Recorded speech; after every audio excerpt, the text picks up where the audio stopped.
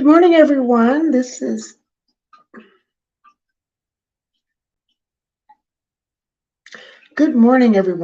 Tia Marie. Thank you so much for joining my show this morning, Playing Politics.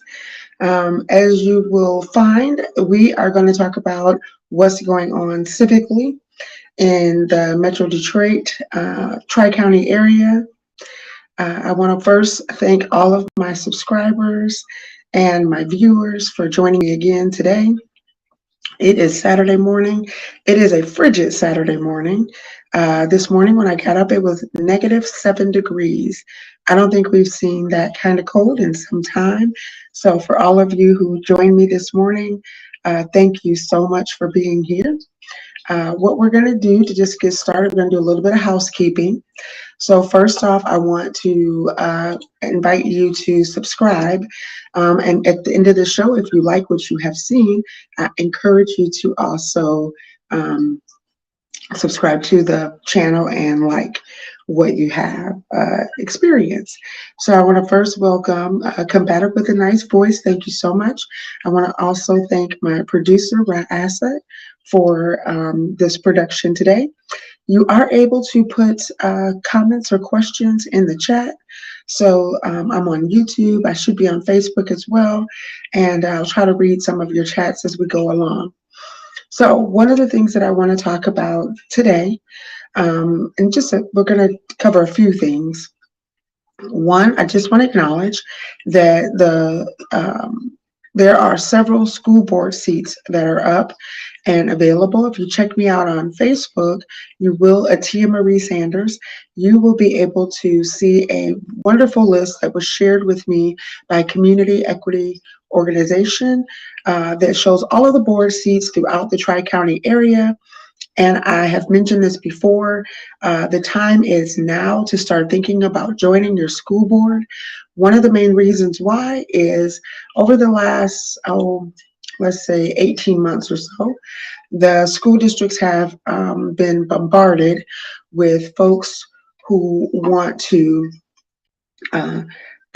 prevent diversity, equity, and inclusion work that has already been done over the last 13 years at Honest School District. The three words, diversity, equity, and inclusion, have been the current buzzwords for work that makes sure that it's inclusive, that's in the school district, for children to see themselves reflected in the content and the curriculum, for access to resources where every child may need a specific support to their academic achievement as well as to their development while they are in school. And we have done this for English language learners. We have also done this for students with special needs. We have understood that in order for a child to thrive, they must have support services around them. The Diversity, Equity, and Inclusion platform does ensure that each child has what they need in order to thrive and succeed in the school district. All across the United States, as well as here in Michigan, there are folks who have turned that work of social and emotional learning into what I call the other big lie. The other big lie about what's happening in our school districts is that some other form of education has been taking place. Now, you have to ask yourself a couple of questions. Why, when social and emotional learning has been around now for about 13, almost 15 years as a comprehensive way in which to take care of students, why in the last 18 months has a practice that has been going on in the school district for 13 years garnered the attention of folks who have called what that work is something else? And I will tell you right now, one of the reasons why is it is school busing from the 60s all over again. The other side of this argument of whether or not diversity, equity, and inclusion should exist, the other side needs something to gin up a negative response to attack Black leadership that hold spaces on boards, to attack Black leadership who helped to craft the Michigan curriculum standards. The superintendents that we have now started to have in our school districts, and the response to racial inequity and racism in our schools. And essentially, this big lie, is designed in order to distract, defer, detract, deny what we all have come to understand about racism in the last 2 years. They would have you believe that there is two sides to the racism story. And unfortunately, many of our residents in Michigan, maybe they don't understand, maybe they're not clear, maybe they don't do their homework, but many of our residents in Michigan believe the big lie. The big lie is working. Now, what do we do to counter that? Well, first, let me explain a little bit more about how this is showing up. To our parents who have thought that when you send your kids on that school bus and they go to school, they meet with their teachers and come home, some of your students, their experience is rewarding, is fulfilling. Your children are maybe are experiencing an environment in which they are able to thrive. But at the same time that your school district may have been enjoying reaching certain benchmarks and students actually graduating and going on to do really great things, at the same time, and this does not take away from the other aspect of what your school district may be doing successfully, but at the same time, African American Black students have, for the last 13 to 15 years, had no change, no improvement in their achievement gap, and that is across the state of Michigan. In Michigan, we have about 7.4, 7.3, give or take, based on the last census, 7.3 to 4 Caucasian Americans that exist and reside in the state of Michigan, and we have about 1.3 African Americans. We're the second largest group after Caucasians that are living in this state. We have about 14% of our students in the state are African American Black students. And what that means is that across the state, an entire subset of students, and I'll just zero in particularly on Oakland County, which has about 170,000 residents, which is about 14,000 students. Out of those students, they are not achieving, on average, at the same rate as all of their other counterparts. This has been going on now, at least in Oakland County, that I have been aware of since I've had children in the Oakland County School District. It's been going on at least since 2005, 2006, when I first became aware of it, and when the African American Parent Network in Oakland County was starting to address that through teaching Saturday school, offering math and science and reading support services. And that organization still exists today, and I've been a member of that organization since 2006.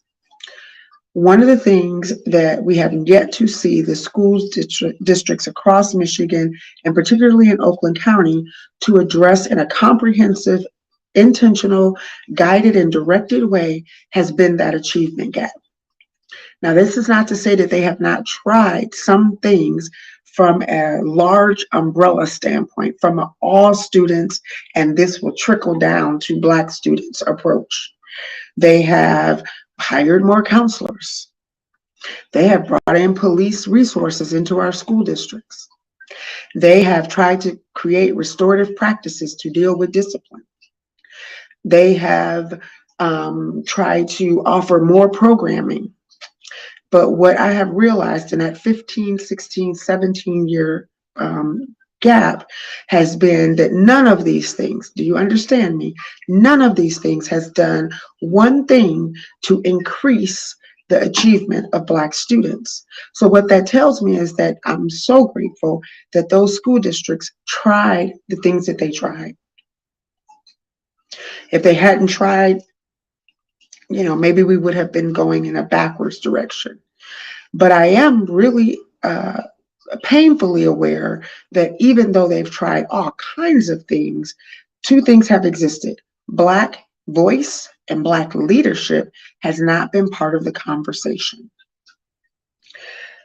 It has not been mandated that school districts focus. And when I say focus, I mean just like they did for English as a second language and just like they do for special needs students, that they make this a central focus and put together a 5-year strategic plan, guided, directed, researched, and addressed for Black students in our school district.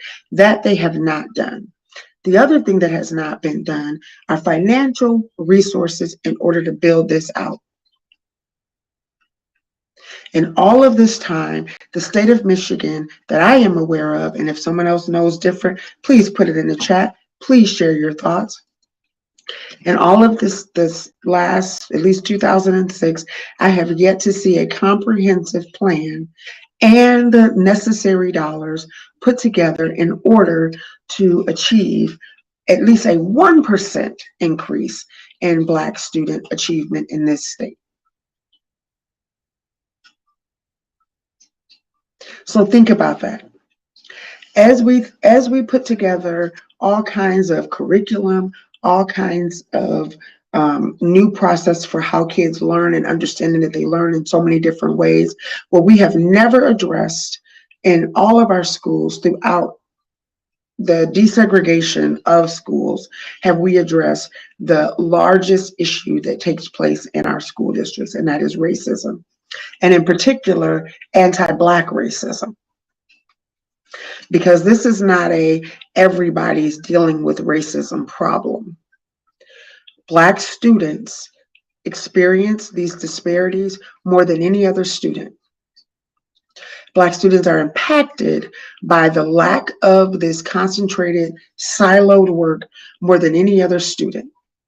And while we wouldn't tolerate that if it was special needs students, we wouldn't go 15, 18 years with not addressing that. We would not have gone another 15 to 18 years not addressing that students who spoke other languages who were not achieving at a rate that was comparable to what we expected, we wouldn't tolerate it. How do I know? Because when those issues came up in 2010, and when special needs came up in the late 90s as a way to address that, we were moving students back into not a separate classroom for students who had these needs. We were integrating students into the normal classroom setting, the general classroom setting, I'll say, not normal, the general classroom setting, and making sure that the teachers, as well as the counselors and the administration, had all of the tools necessary to support those students in those spaces.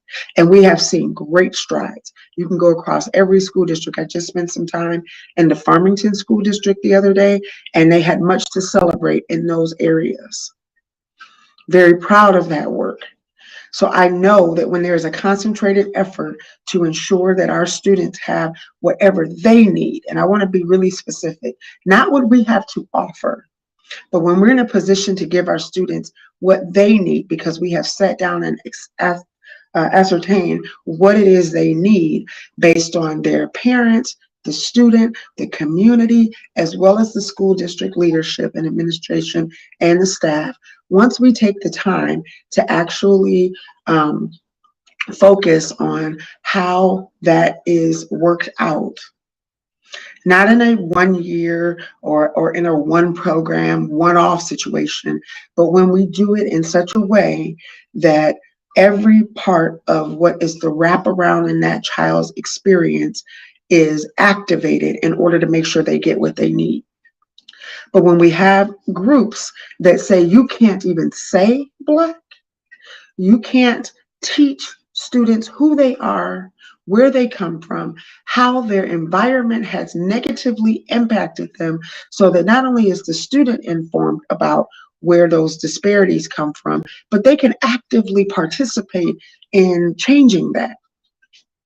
When we call something it's something that it isn't, we then are focused on the wrong thing.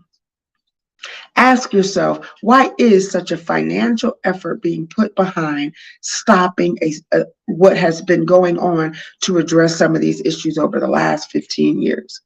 Ask yourself what since 2016 has been different about the way in which we do education, employment, the way we talk about the healthcare industry. What has changed and why has it changed? And who's on the side of that argument? Are those folks the educators who know that their students experience these disparities? And my question would be to the other side, okay, if not diversity, equity, and inclusion, then what? What is your solution for dealing with the achievement gap that African American Black students have been dealing with for 6 decades? Where is your comprehensive plan? I'm perfectly okay. If DEI is not the route that you believe will get those students what they need, then please present your plan. Please, if you don't like the way we're discussing the disparities that are going on, please present your plan. I'm perfectly happy sitting down with whoever wants to talk to me, because I spend every single day in this space. Every single day I'm building out solutions, resolutions on how we're going to deal with our children not achieving in these school districts. And if it isn't keeping you up at night coming up with solutions, then keep your mouth closed about what is actually going on in our school districts, because you have no idea. And if you do have an idea about what's actually going on in our school districts, then take that information and start to craft and work with and help build what it looks like for Black excellence to not be hampered, stifled in any way in our school districts. But you're not doing that, are you? You're not doing that. So when people like myself and our wonderful Michigan School Board, when our superintendents all across the state who fully do understand this problem and who do want to address it and who are coming up with comprehensive plans and helping to direct dollars to the right areas so that the students can get what they need and the teachers can have the resources they need, get out of the way. Get out of the way. All that you do is produce distraction. When you want to come to the table and actually talk about how we solve these things, the door is always open. But what I will not do, what people who do this work will not do, is let you take away from that work. And parents and families and community members and leaders who are also passionate about student achievement, particularly Black student achievement, because all other students are achieving pretty well, because the resources are in place so that year by year they have incremental change, one block built on top of another block, that in another decade we're going to see even more improvement.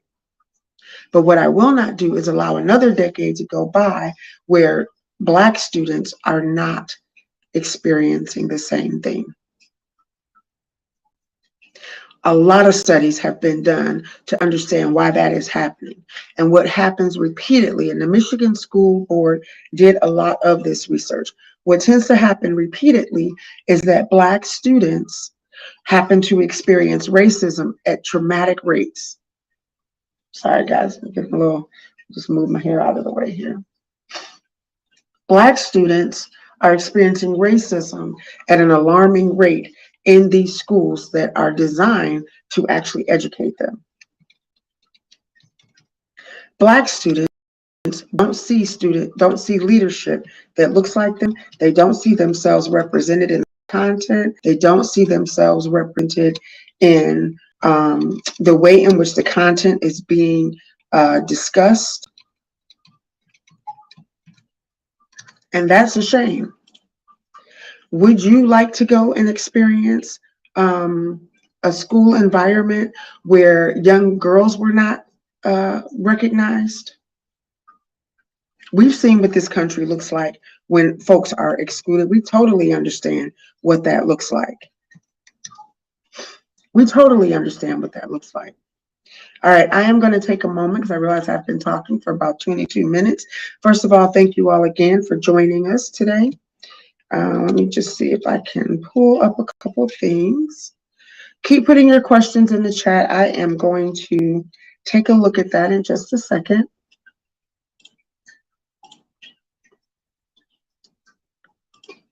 All right. All right, so with Charles Alexander, thank you again, Charles, for joining us. I'm going to read a couple of your comments. Well, Black leadership needs to get involved in Michigan. Black teachers, Black professionals, private sector industry, labor unions, Black churches, and Blacks in the community, which he has given the acronym BIG. All of these groups need to start to participate in this. But Charles, and you're absolutely right, one of the main reasons that I believe that they do not is because they know that the moment we start concentrating across the United States on Black excellence for students, equity, and replacing racism with a system of justice, they know that the moment they do that, our Black landscape looks completely different. We are no longer impacted by the disparities that the laws and the depriving of property and the manipulation of profit have caused. So thank you so much for your comment. I appreciate it. Thanks for getting up this early. And you also put, it takes a village, all Black organizations to get involved in Michigan to close the achievement gap in Michigan. Yes, thank you very much. Let's see what we have here. Gonna check and see.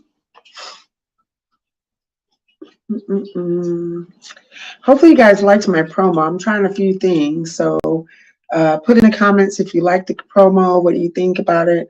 My producer has done an outstanding job and has done just a wonderful, wonderful job on getting us ready. I am the one that's usually kind of running late all the time, unfortunately. So thank you all for being patient. First of all, it's not easy doing a lot of this production work. It's very time consuming, and I am learning. So thank you for being on the journey with me as I learn. All right, so seeing no other comments, this is a little bit of a bored way in which to speak. Seeing no other comments, I will continue. In terms of the board seats that are coming up, please take a look at your local school board seat. The requirements to be on the school board are relatively minimal, if you will. Here we go. I just found what I was looking for, folks. As you ask questions with your school superintendent and your city clerk's office about how to run, then connect yourself with a political party that has some experience in this. Now, school board seats are nonpartisan, but you do want to activate yourself and align yourself with groups who have done the political work in your community so that they can help you with running your ads and things like that in the community. So with them. The other thing is start talking to other parents in order to help to develop your platform. Other parents will tell you what the disparities are and where their children are not getting everything that they believe their child should be able to access. I don't think anyone is against students getting what they need. It's just, are you clear on the level and the topics that are being used to manipulate that from happening? So just to give you an example, just this past Michigan School Board meeting, unfortunately, the lie about diversity, equity, inclusion in my area, which is in Oakland County, was misconstrued and manipulated into basically a lie. But if anybody has questions, they are welcome to contact me, and I'll be more than happy to explain any statement that I've ever made, any post that I've ever posted, because I am a warrior on the war against racism. Because the United States has a war on drugs, they have a war on opioid abuse, they have a war on the use of weapons, and I have found that when the United States calls it a war, apparently they mean to actually take action. So I will be very clear. I am part of a war against racism, a war against anyone that will perpetuate racism, and I am in a war and waging a war against anyone in order to protect my community, in order to protect the children who desperately need our support. Our children are, and I'm talking about Black children, are targeted in our school districts. Is it intentional? I don't know. I would hope not. But it still means that it exists.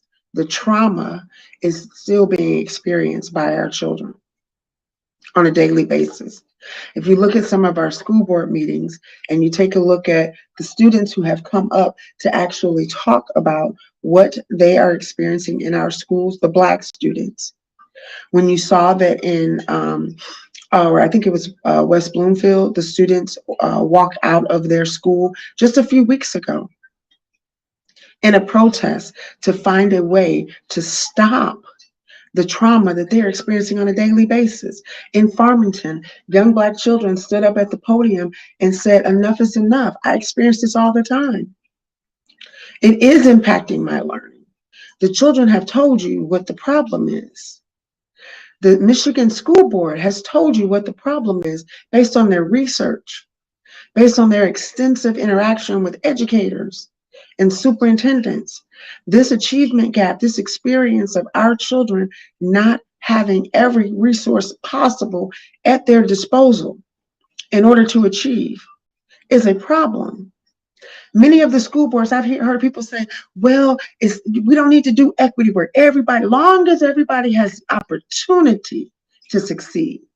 Be mindful of the words that are being used. The opportunity to succeed, then they must, I guess that means they just must be able to succeed. We're not going to give them anything, long as we just give you the opportunities to succeed. We're not going to put in any of the platforms in place. We're not going to put any of the tools necessary. We're not going to put any of the funding needed in order to ensure that you have what you need to enjoy that opportunity. In fact, we're going to do just the opposite. We're going to say, no, you cannot learn about yourself. No, you cannot learn about the targets that are on your back. No, you cannot learn about the historical individuals who were able to put things in place like these and laws, mandates in place to deprive you of the opportunity. We don't want to talk about that.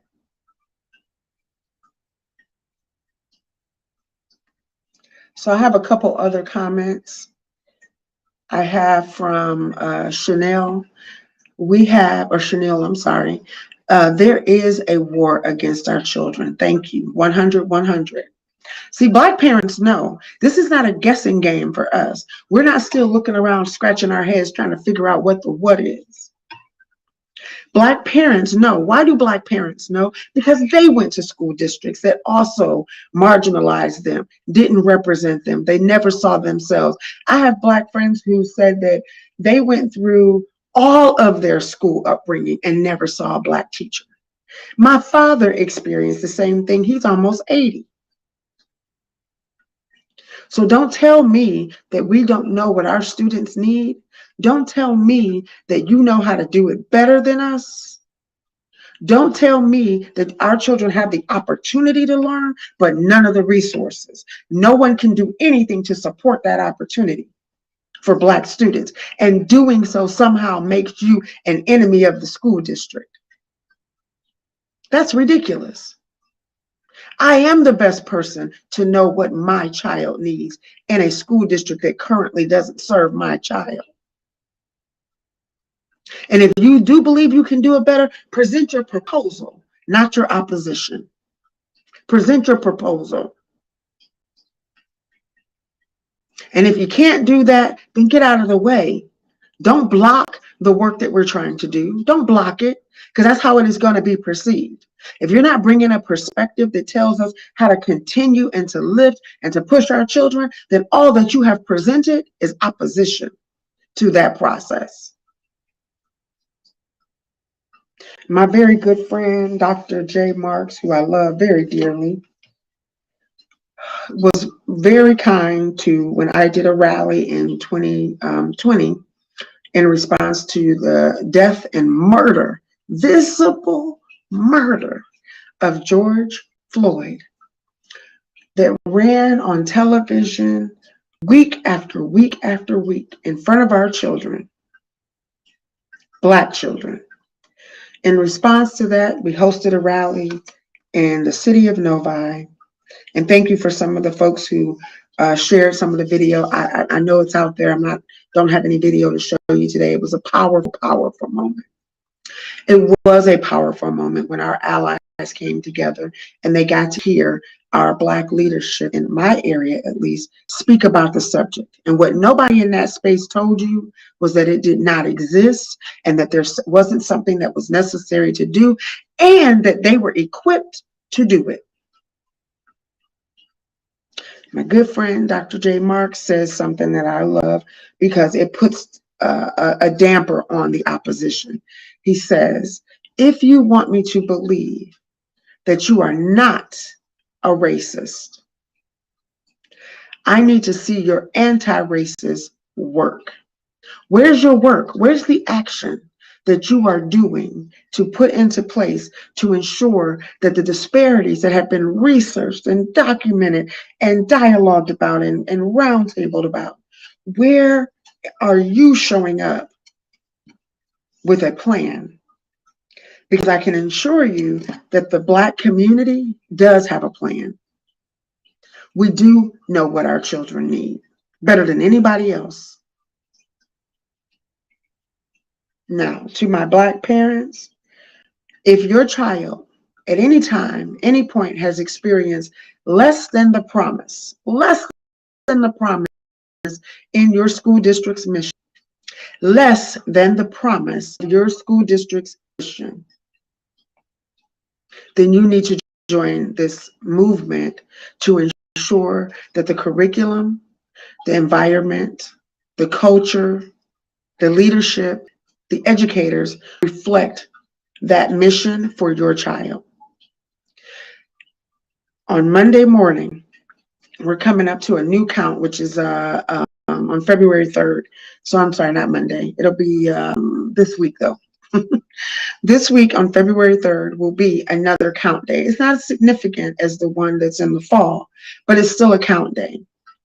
It's the second part of the year that your school district actually tabulates that your child is in the school district in order to get the funding that they need, the resources, all of the support to start making a plan for the next year's budget. That count day is counting your child. But if your child gets less than the mission, then your child is not truly being counted.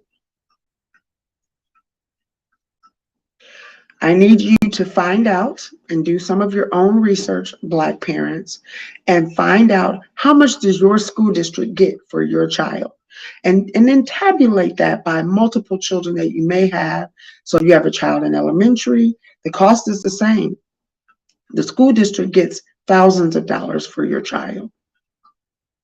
And if you still feel like they're getting less than what that dollar sign and those numbers look like behind that dollar sign, then we need you to be active.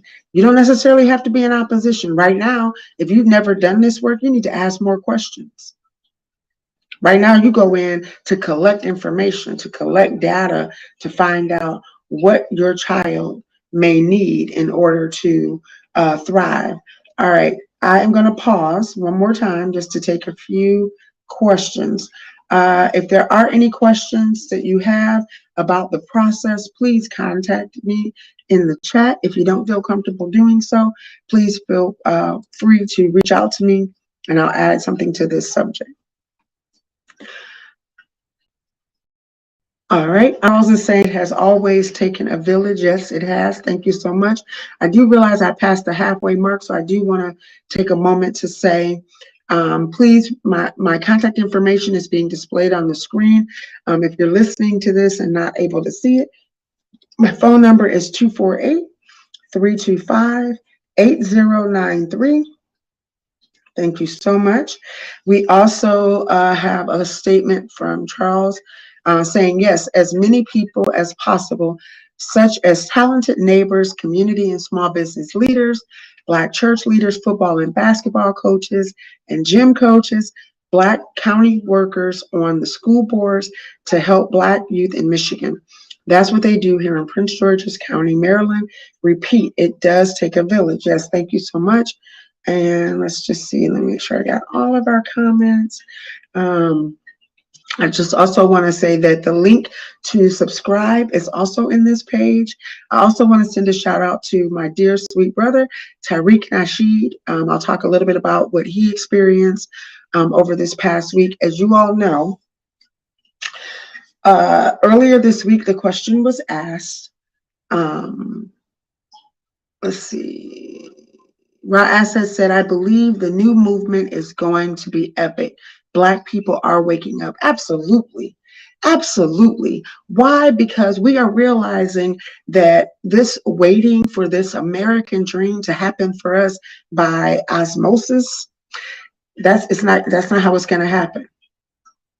Because right now, that design of that dream never included you.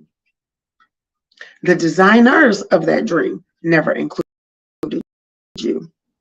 And that you've been able to see, at least for the last 60 years, let's just say that the last major movement was during civil rights. The last concerted effort to see this thing through was about 60 years ago. In that 60 years, your situation has improved a little. You know, I got a lot of folks who feel like they need to get, some recognition for how that goes. But right now, it has not been working. So anyway, in about the next 3 minutes, because I am going to close this out here in about 5 minutes, and I know this was a short show, but your girl got other things to do. Right now, we are hosting a nutrition program with the Tollgate MSU program. It's an extension program. It is a free virtual. It will be going on for the next several Saturdays. So if you didn't get your child registered today, I encourage you to get them registered. If you look on my Facebook, there is a place to register as well as a place to find out more information about times. And if you have questions, you can ask the ladies. Their telephone number is on the flyer and in my Facebook page. I will post it again after this show. I also will be working on what our Saturday school looks like in Oakland County. I got some really great news this past week about some college partnerships in order to ensure that our Saturday school happens. I also know that my good friends over at Community Equity Organization in Farmington are working on a advocacy university. And so we've got a lot of really great things coming down the line for you all. So please stay engaged and stay active. Oh yes, thank you so much for posting that. Which I love this flyer. Just, it's our Black folks, y'all. I want us to feel like we can be comfortable on this channel. This is where we talk real talk about where we can be engaged and connected. I'm on a lot of different boards. I would love to see more of us participate in those board seats and to join foundations and organizations so that we can be represented. understand what is happening and the decisions that are being made about us, for us. There are tons of decisions that are being made about us. And so please reach out to me. But anyway, I was going to tell you what was going on. So if you're on Twitter and you're aware of a new thing on Twitter called Spaces, which, guys, look, I'm learning about these spaces. Unfortunately, I am not that technically savvy, but I was able to speak the other day. My brother Tariq Nasheed, who is the producer and director of the movies Hidden Colors, that I recommend everybody go out and get. I've been trying to make sure that our local libraries actually had copies. Right here in Novi, we do have copies at the Novi Public Library. So I would like for you to check out the videos. If you're looking on YouTube, you are able to see a few clips about the movies. But my brother, who I love very, very dearly, has been this week on Twitter on those spaces. And the question, which I don't even know if the folks knew when it started, that it would garner so much attention. But on the first night, the whole process went about 20 plus hours. And the subject was, has immigration helped Black people? And if you guys have any thoughts about that, please, you'll see some registration links in here as well. But this topic has not only had a part 2, but a part 3. And I think it's going to be a part 4, because my guess is it was going on yesterday and it will continue to go on, because a couple things are happening. One, no one has given a definitive answer other than the Black community, in acknowledging that the answer to that question is no. Now, why is the question being asked in the first place? It's being asked because we as Black people, foundational Black Americans, who are uniquely different in our lineage than our immigrant Black folks that come over to this country, uniquely different from any of the folks that come over here as a choice from a country that they leave to come here. Foundational Black Americans, and if you're not sure what the term is, please look these terms up. I don't have time to go in depth. Maybe I'll do a whole program on that. Definitely check out my brother's Twitter, Tariq Nasheed, if you're interested. He does cover a lot of this in his own platform. But as you think about, how do we improve our condition against a system that has targeted, created laws and policies and mandates and citations and punishments, remove property and resources that would cause us to be in a much better condition and state? We have to stay focused and on course with what needs to happen and work collaboratively and work in all of our different circles and spaces in order to ensure that our success looks different in the next 10, 15, 25, 80, 100 years. So where the platform is that those that immigrate here to come to this country for whatever their purpose and whatever their reason is, nobody has anything against you. The fact that you chose to do that is your prerogative, it is your right, and maybe even your privilege, for all I know. But what we are not going to do, is not have problems with this bang, okay? First of all, we're not going to have problems with this bang now, okay, guys? What we are not about to do is to sit up here and have any person that is not a foundational Black American disparage us or undermine us or call us something that we are not. And that does come here and does not acknowledge the work, the effort, the sacrifice, the